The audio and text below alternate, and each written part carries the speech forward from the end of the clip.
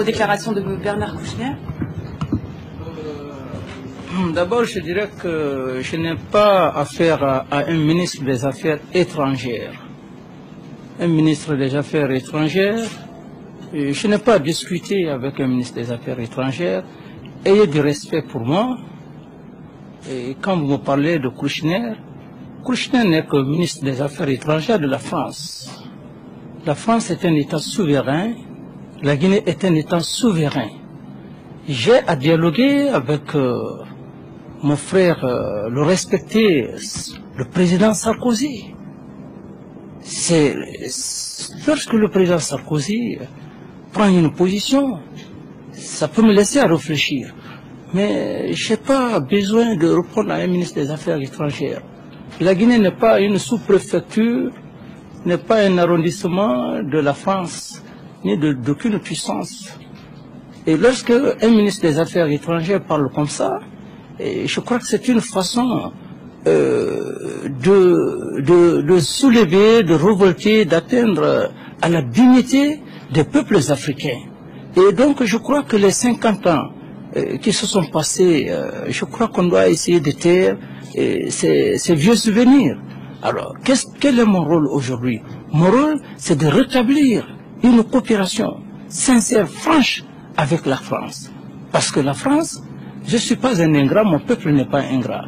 Je ne dois pas m'occuper des individus, d'un individu par rapport à une nation. La France est une grande nation, est une puissance, et elle est représentée par le président Sarkozy. Donc, lorsque vous recevez l'une des plus grandes figures, le président Blaise Compaoré, et tout en lui coupant pour parler d'un ministre des Affaires étrangères, vous fustigez tous les ministres de l'Afrique. C'est ce qui est révoltant. Et l'Afrique ne se laissera plus faire. Nous ne sommes plus à l'époque d'antan. Il faut respecter les nations. Un ministre des Affaires étrangères, c'est un ministre des Affaires étrangères.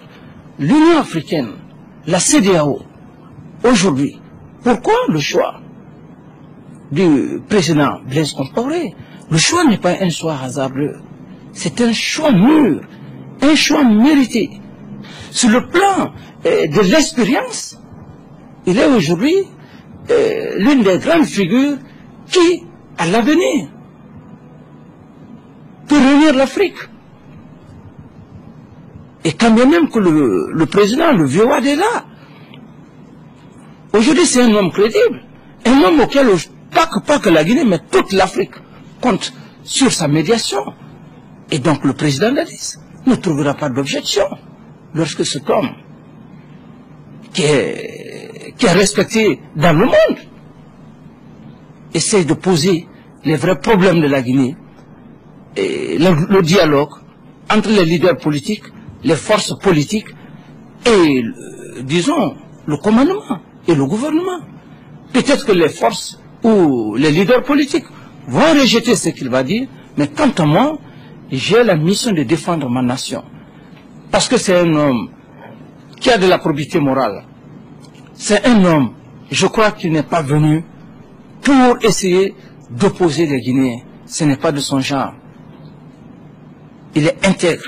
Il est venu pour le dialogue, pour unir les enfants d'un même pays sur une table de réconciliation, pour échanger des idées et aussi essayer en sorte de gérer cette transition vers les élections présidentielles paisibles et acceptées de tous les Guinéens, de toute l'Afrique et de toute la communauté internationale. De l'aéroport international Conakry-Bessia, le président Dadis et son hôte ont pris le chemin du centre-ville.